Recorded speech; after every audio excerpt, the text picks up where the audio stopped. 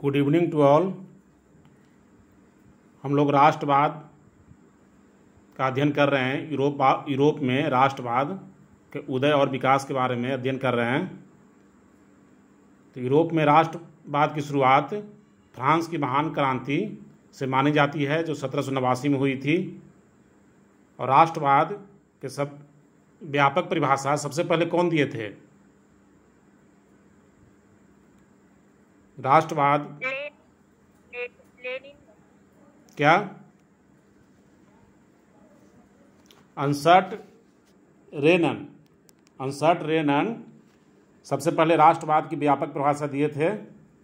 उसके बाद राष्ट्रवाद का कल्पनादर्श यूटोपिया की रचना किसने किया था? फ्रेडरिक सोर्यू। हाँ, फ्रेडरिक सोर्यू ने यूटोपिया का रचना किया था अपने चित्रों के माध्यम से। तो हम लोग देखें कि 1789 की महान क्रांति से राष्ट्रवाद का जन्म होता है यूरोप में, और नेपोलियन बोनापार्ट के नेतृत्व में फ्रांस से निकल करके यह पूरे यूरोप में फैल जाता है। इसे कई सहायक तत्व होते हैं, जैसे रूमानीवाद, उदारवादी राष्ट्रवाद, आर्थिक उदारवाद, राजनीतिक उदारवाद। ये सब सहायक तत्व होते हैं राष्ट्रवाद के विकास में। आर्थिक उदारवाद के तहत प्रसा ने एक शुल्क संघ बनाया था। उस शुल्क संघ का क्या नाम है?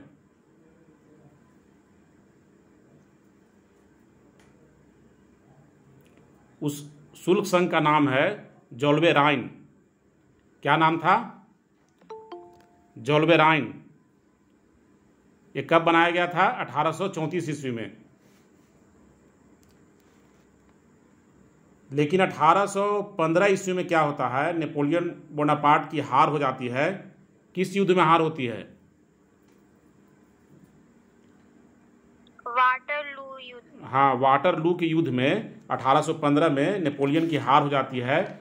और हराने वाले देश कौन कौन रहते हैं?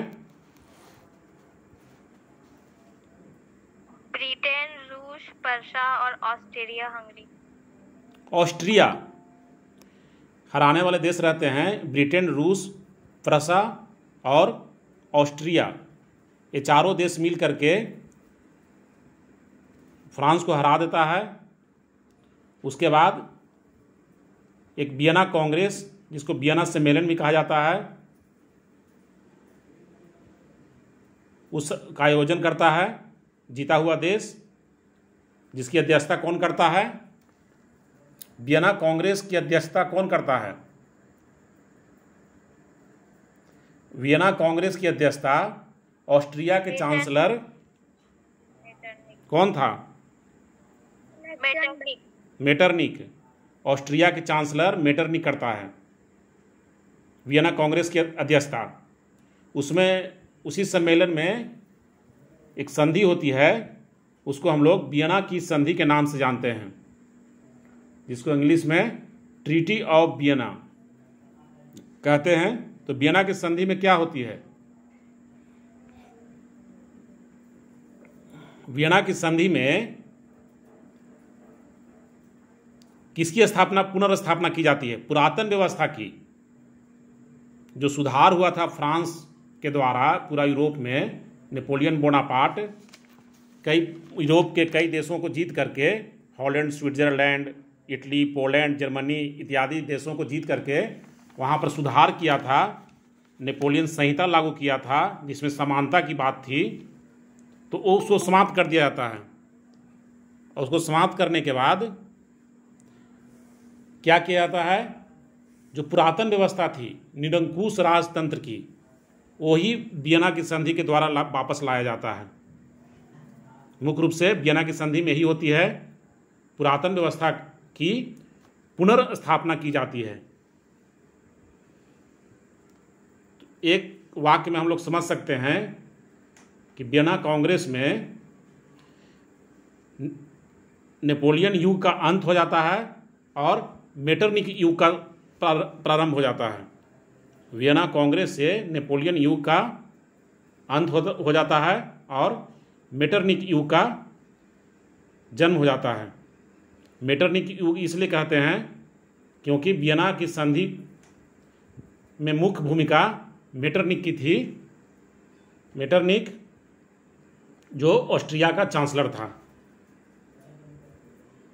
ठीक है। इसके अलावा वियना की संधि की एक और विशेषता रहती है कि यूरोपीय कंसर्ट का भी स्थापना किया जाता है। कंसर्ट मतलब होता है सामंजस्य। तो एक यूरोपीय कंसर्ट की भी स्थापना किया जाता है। यूरोपीय कंसर्ट में इसके तहत क्या होता है, इसके तहत दो प्रस्ताव पारित किए जाते हैं। रूस के जार अलेक्जेंडर पवित्र संघ की योजना लाता है। उसमें क्या था पवित्र संघ में? हम लोग रिपीट कर रहे हैं, अभी रिपीट करना भी जरूरी है। पढ़ाते हुए निकल जाएंगे तो पीछे से भूलते चले जाओगे, इसलिए रिपीटेशन भी बहुत जरूरी है। रूस के बोलो इसमें था क्या जी? आवाज कम आ रही है, जरा थोड़ा जोर से बोलना। बोलो। हाँ इसमें था यूरोप के सभी भाई भाई तुल्य है। हाँ हाँ हाँ सही है। रूस का जार था उस वक्त अलेक्जेंडर, जो एक पवित्र संघ योजना लाया था। उसका मानना था कि यूरोप के सभी राजा एक दूसरे के भाई तुल्य है, अतः आवश्यकता पड़ने पर एक दूसरे को मदद करना चाहिए। और ऑस्ट्रिया के चांसलर मेटरनिक ने चतुर राष्ट्र मैत्री योजना लाया था। तो ये जो चारों देश था, ब्रिटेन, रूस, प्रसा और ऑस्ट्रिया, तो ये लोग क्या है कि एक दोस्त की तरह रहेंगे और भविष्य में भी खतरा पड़ने पर साथ मिल करके लड़ेंगे। तो ये दो योजना थी वियना की संधि की उपलब्धि में। एक यूरोपीय कंसर्ट भी था। मेटरनिक व्यवस्था क्या था?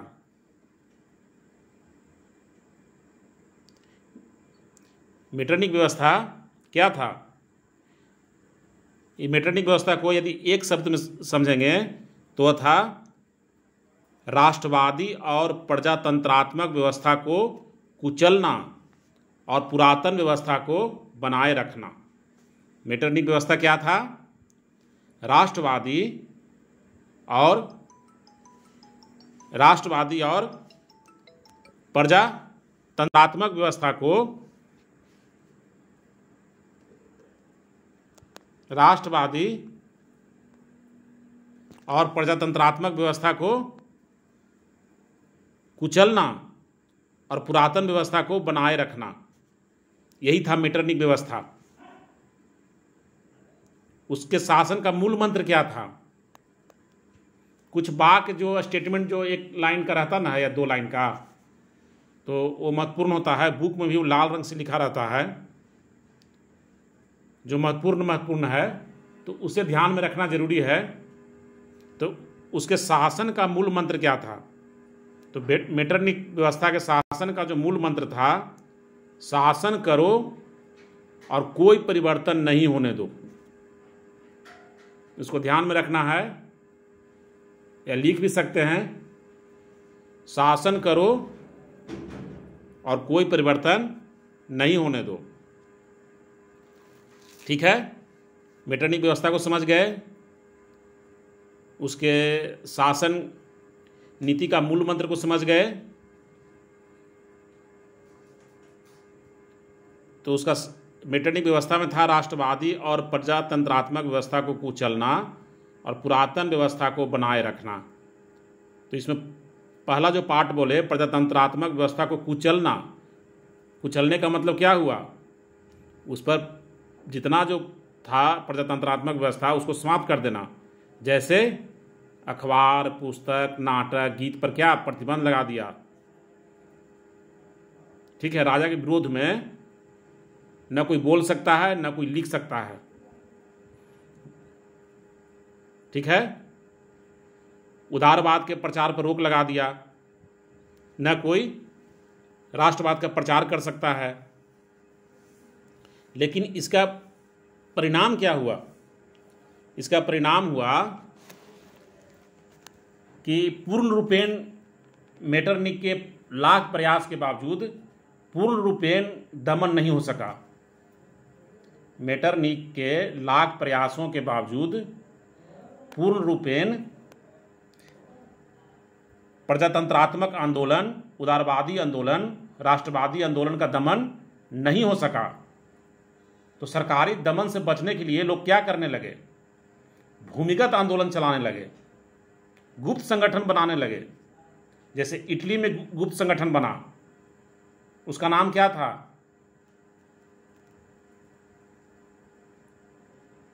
इटली में 3 गुप्त संगठन बना। जैसे एक का नाम था यंग इटली। यंग इटली कौन बनाया था? वहाँ का विख्यात क्रांतिकारी थे जिनका नाम था मेजनी। तो हम लोग मेजनी लिख करके डैश दे करके यंग इटली लिख सकते हैं ताकि याद करने में आसानी होगी। Mazzini dash young Italy. और एक और संगठन बनाए थे, उसका नाम था यंग यूरोप। यंग इटली और यंग यूरोप। और एक और संगठन था इटली में, उसका नाम था कार्बोनारी। तो गुप्त संगठन बनने लगा और मेटरनिख व्यवस्था का विरोध होना शुरू हो गया। तो इसको जब विरोध होने लगा तो मेजनी के जब प्रभाव बढ़ने लगा तो मेटरनिख ने क्या कहा? मेटरनिख ने मेजनी के बारे में कहा कि हमारी सामाजिक व्यवस्था का सबसे खतरनाक दुश्मन है। मेजनी के बारे में क्या कहा? मेजनी के बारे में मेटरनिख कहा कि हमारी सामाजिक व्यवस्था का सबसे खतरनाक दुश्मन है। इसी प्रकार फ्रांस, स्विट्जरलैंड, पोलैंड में भी गुप्त संगठन स्थापित हुआ।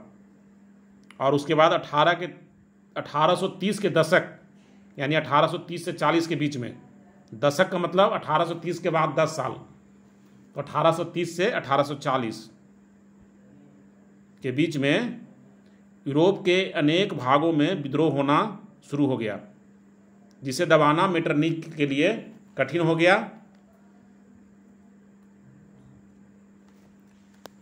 उसके बाद मार्च 1848 में वियना में खुला संघर्ष हो गया जनता और सरकार के बीच में, राजा के बीच में। तो उसके बाद क्या हुआ? मेटरनिख अपना पद से त्यागपत्र दे दिया और ऑस्ट्रिया छोड़कर कहां भाग गया? प्रायः कहां भागता है लोग? कहां भागता है? अभी तक पढ़ते आए हैं, लंदन भागता है। इंग्लैंड भागेगा या तो लंदन इंग्लैंड दोनों एक ही है, ठीक है। लंदन भाग गया।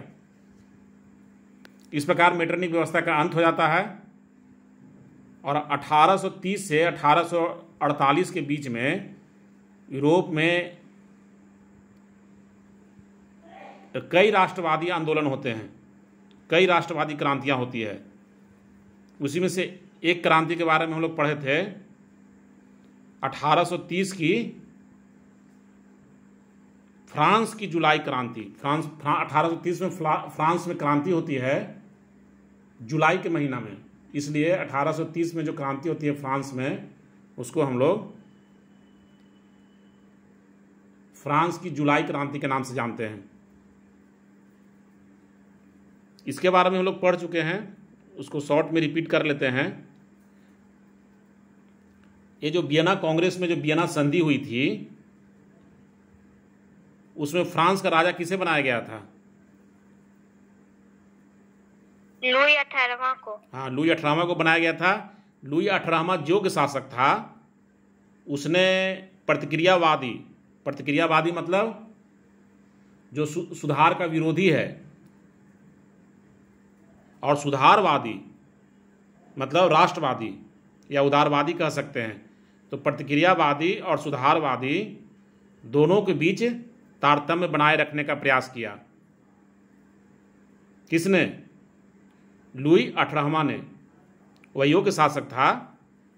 2 जून 1814 को वह संवैधानिक सुधार का भी घोषणा किया जो 1848 तक फ्रांस में चलता रहा, लेकिन 1824 में उसकी मृत्यु हो जाती है। और उसके बाद उसका फ्रांस का शासक कौन बनता है?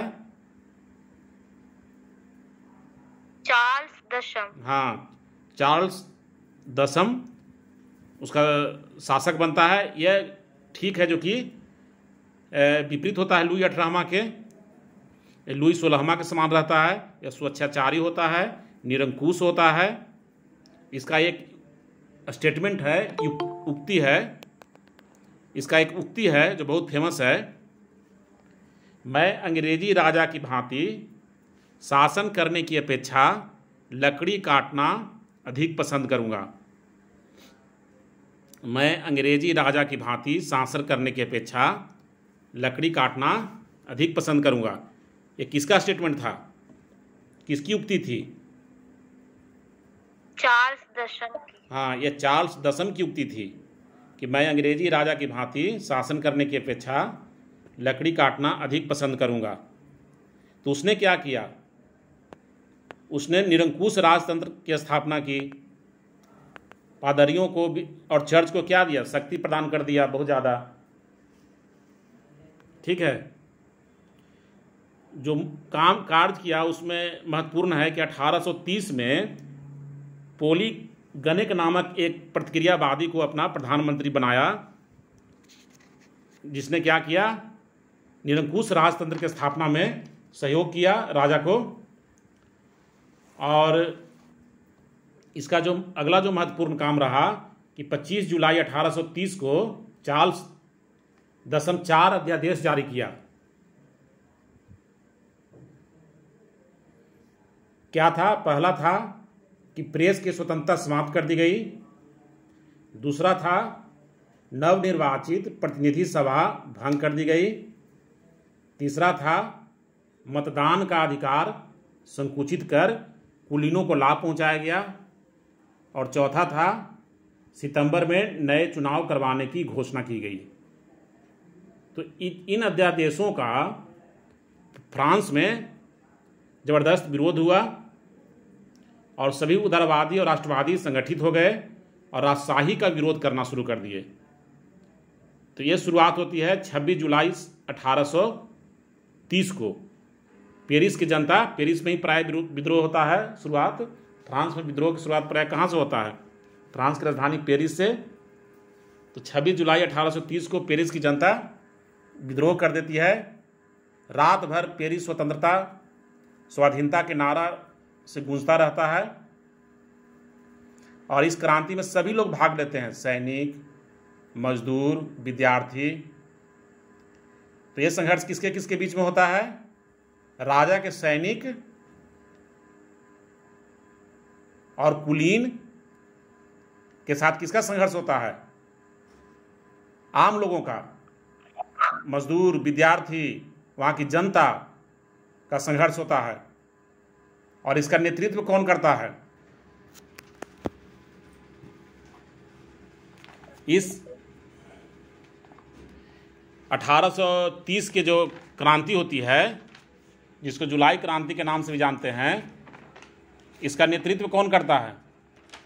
लफायते। लफायते के बारे में कल डिटेल चर्चा किए थे और यहीं तक पढ़ाए थे। लफायते तक हम लोग पहुंचे थे पढ़ते हुए। अभी तक हम पीछे जो पढ़ा चुके हैं उसी का शॉर्ट में जिक्र किए थे। तो लफायते करता है, जो कि अमेरिका में भी, अमेरिकी स्वतंत्रता संग्राम में भी वह लड़ता है। वह एक सैन्य अधिकारी होता है अभिजात वर्ग का। और 1789 में जो फ्रांस की क्रांति होती है उसका भी वो नेतृत्व करता है। और 1830 में जो जुलाई क्रांति होती है उसका भी नेतृत्व लफायते ही करता है।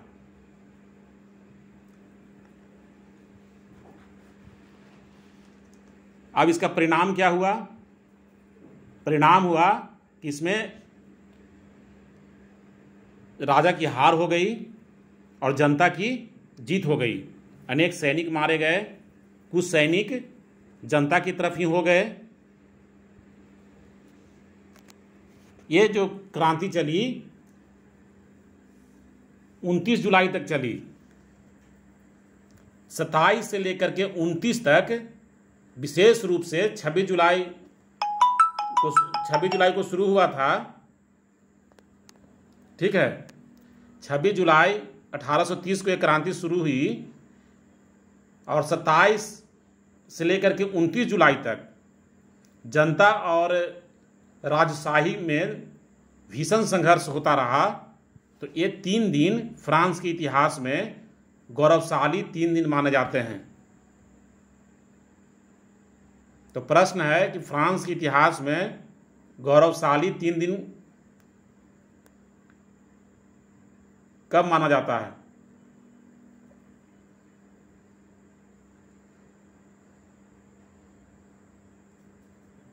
फ्रांस में गौरवशाली जो 3 दिन है कब माना जाता है? 27 जुलाई 1830 से 29 जुलाई 1830 को गौरवशाली 3 दिन माना जाता है। क्लियर है? क्यों?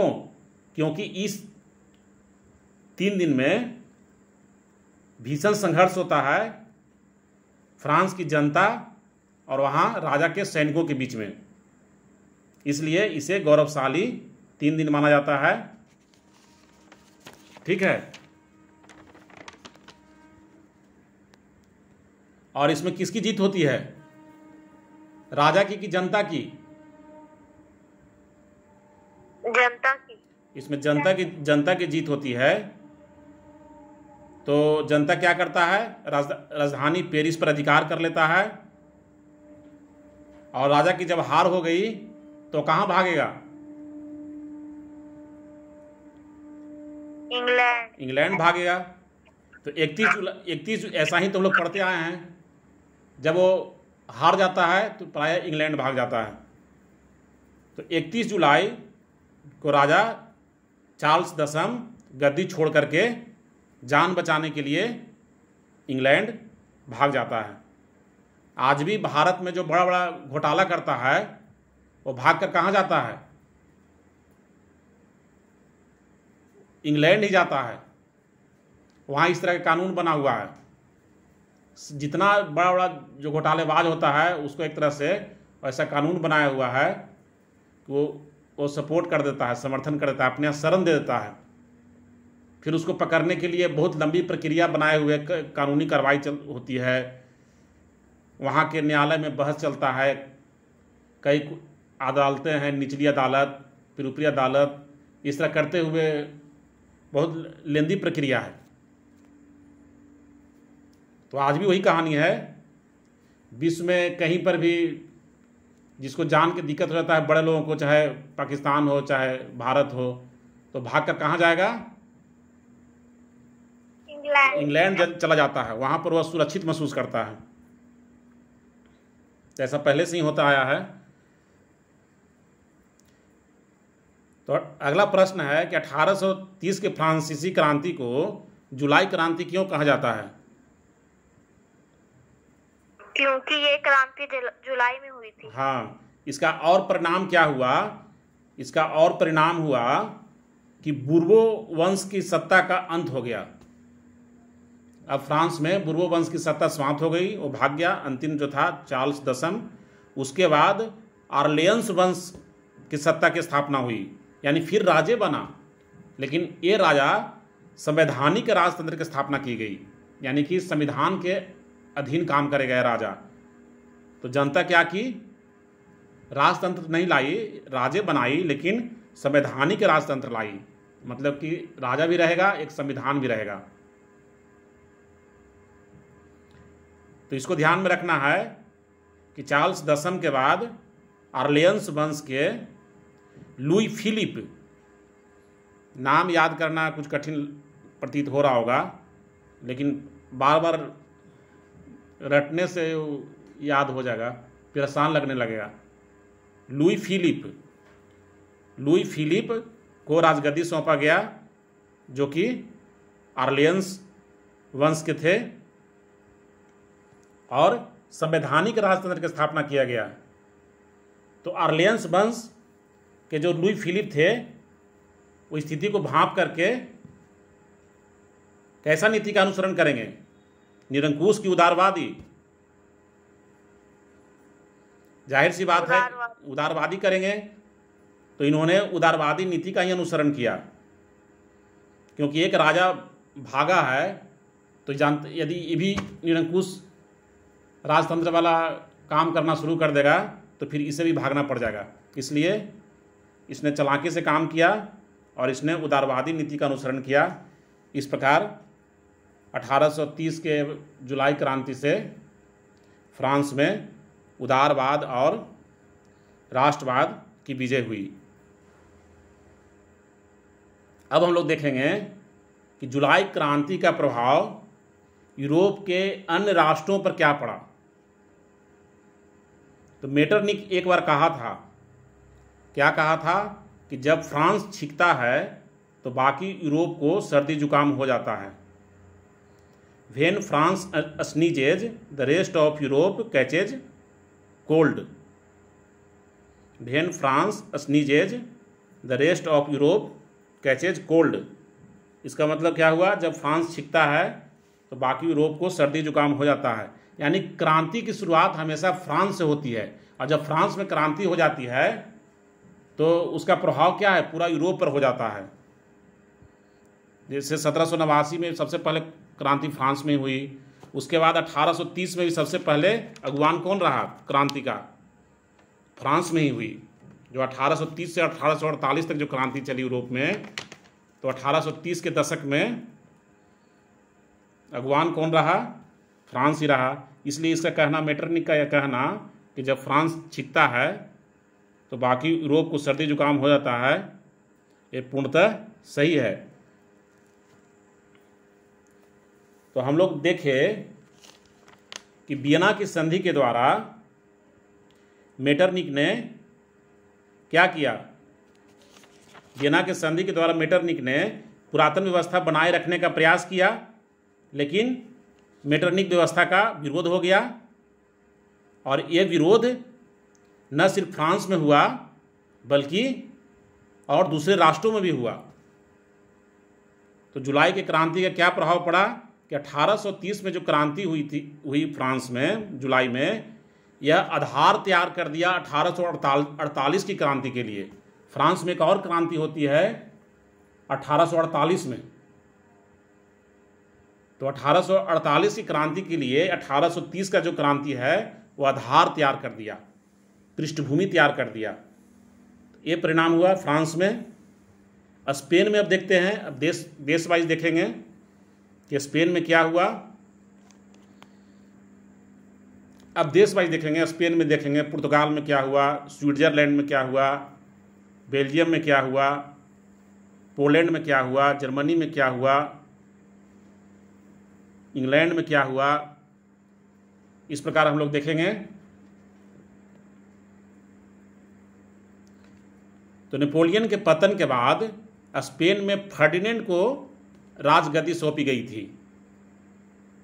वहाँ का राजा किसको बनाया गया था? फर्डिनेंड को। तो वह क्या था? निरंकुश शासक था, प्रतिक्रियावादी था। तो उसके स्वेच्छाचारी से शासन उब चुकी थी। तो जनता क्या की? फ्रांस की क्रांति से उत्साहित होकर के जनता ने राजा पर प्रशासनिक सुधारों के लिए दबाव डाला। तो बाध्य होकर के उसे संवैधानिक सुधार लागू करने पड़ा। इस प्रकार वहाँ एक नया संविधान बना जिसमें नागरिकों को कई सुविधाएं प्रदान की गई।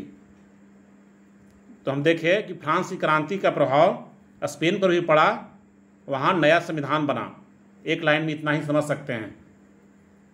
स्पेन में क्या हुआ? नया संविधान बनाना पड़ा राजा को। पुर्तगाल में क्या हुआ?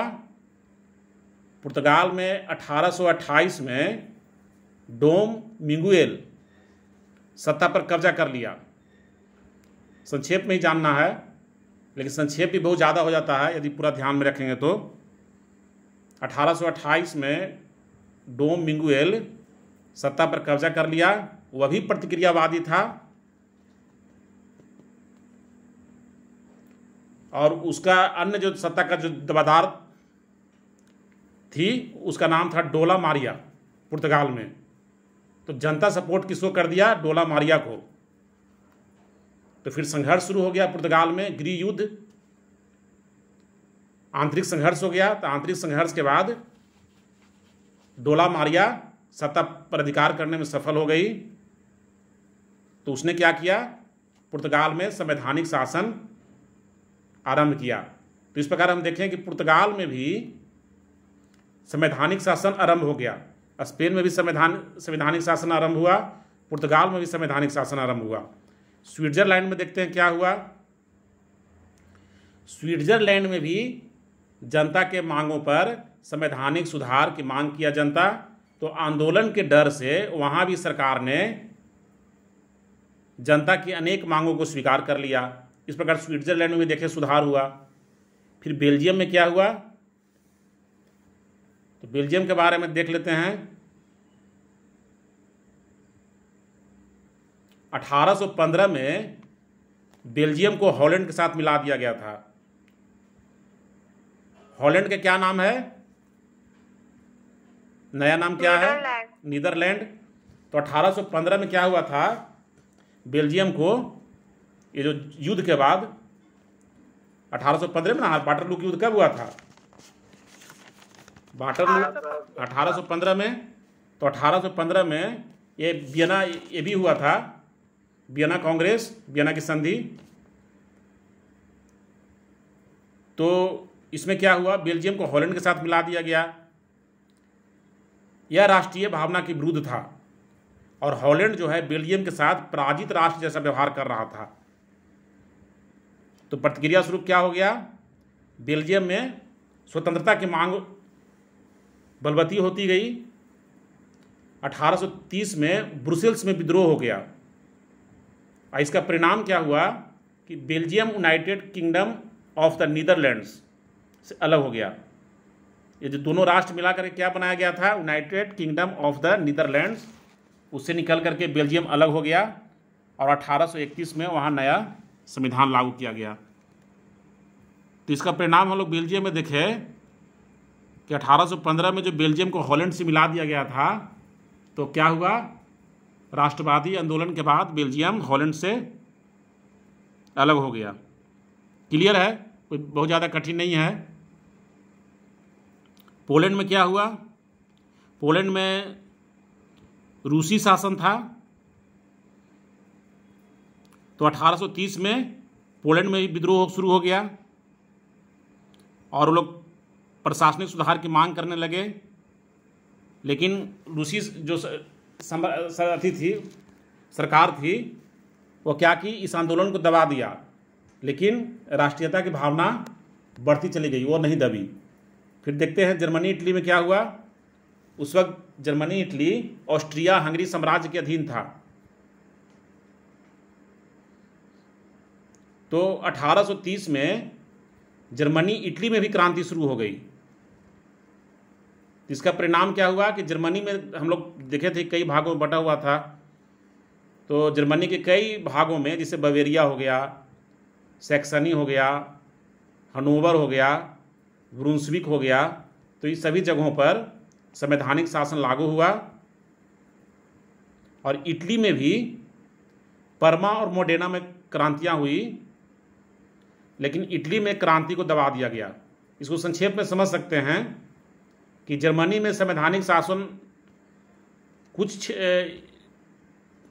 उसको मतलब क्षेत्रों में लागू हुई, लेकिन इटली में भी क्रांति हुई, लेकिन इटली में क्रांति को दबा दिया गया। तो इस प्रकार 100% सफलता नहीं मिली।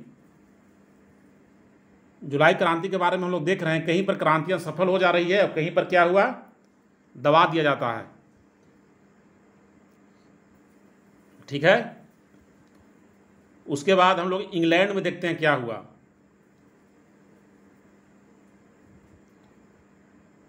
1688 में इंग्लैंड में क्रांति हुई थी। 1688 में इंग्लैंड में क्रांति हुई थी, जिसको गौरवपूर्ण क्रांति कहा जाता है, क्योंकि बिना इसमें रक्त बहे वहां संवैधानिक राजतंत्र की स्थापना हो गई थी।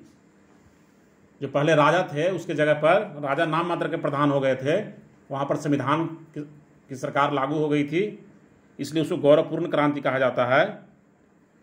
संसद के हाथों में सारी शक्ति नीत कर दी गई थी 1688 में ही, लेकिन संसद पर कुलीनों का प्रभाव था।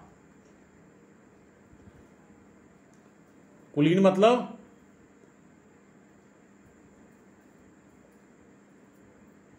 कुलीन शब्द बार बार आ रहा है, कुलीन का मतलब क्या हुआ?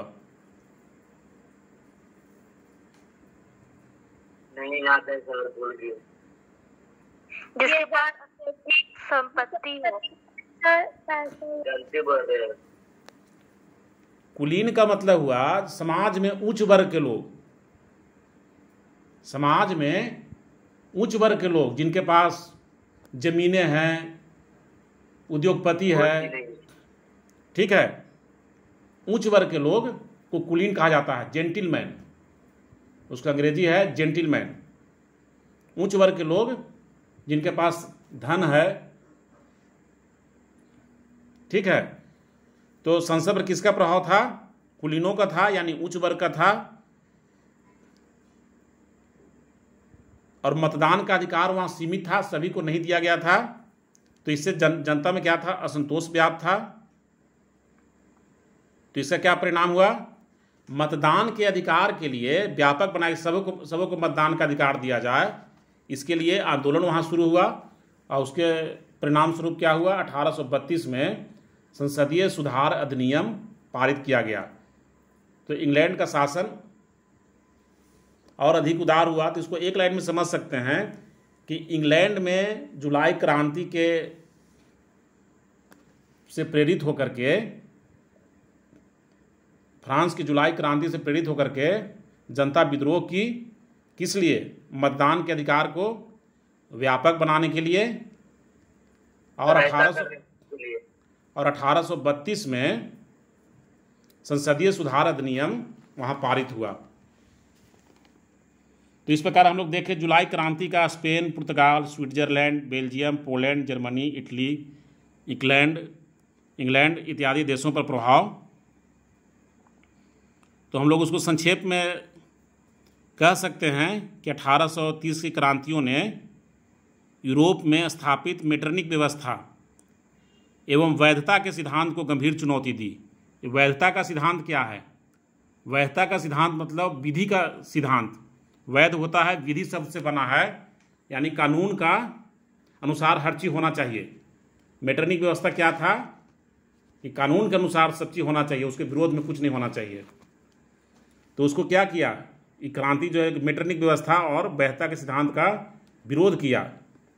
एक बात और हम लोग देखें कि क्रांति 100% सफल नहीं हुई, लेकिन फिर भी इसमें राष्ट्रवादी भावना का पूरा विकास हुआ। और यह 1848 की क्रांति का लिए क्या बना दिया? ये पृष्ठभूमि तैयार कर दिया। इस प्रकार हम लोग देखें कि 1830 की क्रांति का प्रभाव समस्त यूरोप पर पड़ा। और उसका क्या परिणाम हुआ?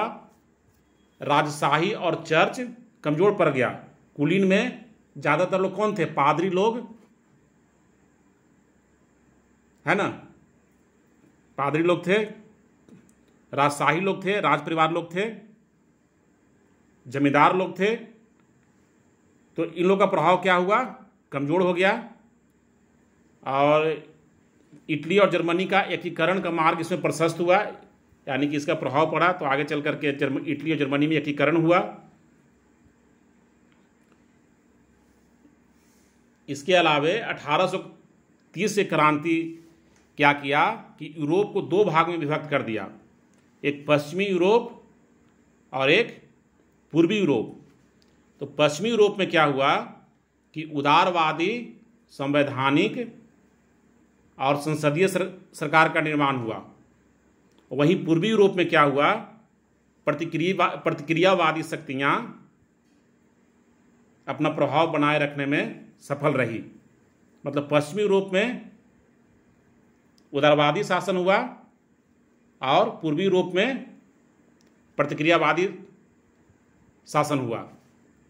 यही हुआ जुलाई क्रांति का प्रभाव। बहुत ज़्यादा कठिन नहीं है, इसको यदि पुनः सुनोगे, यूट्यूब पर चला जाता है रिकॉर्ड हो करके, तो ज़्यादा क्लियर होगा। आज के लिए इतना ही।